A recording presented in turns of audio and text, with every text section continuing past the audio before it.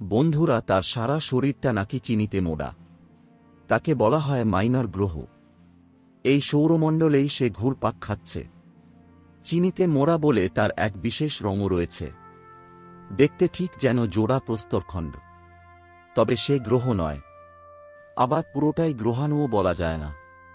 তাকে বলা হচ্ছে মাইনর প্ল্যানেট।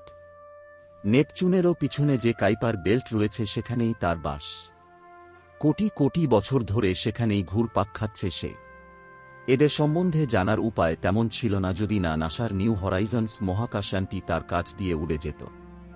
2029 সালে সেই মহাকাশযানই এই বহুদূরের বস্তুটিকে চিনতে সাহায্য করে। বিজ্ঞানীরা দেখেছিলেন জোড়া প্রস্তরখণ্ডের এই মহাজাগতিক টুকরোকে, যার নাম তারা দেন এরোকথ।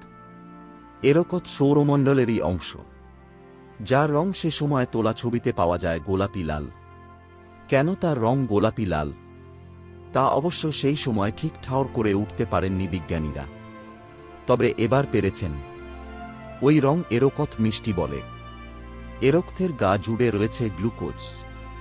সহজ কথায় সে ভারী মিষ্টি। দেখতে সুন্দর হলে এমন কথা ব্যবহার হয়, কিন্তু এক্ষেত্রে আক্ষরিক অর্থেই সে মিষ্টি।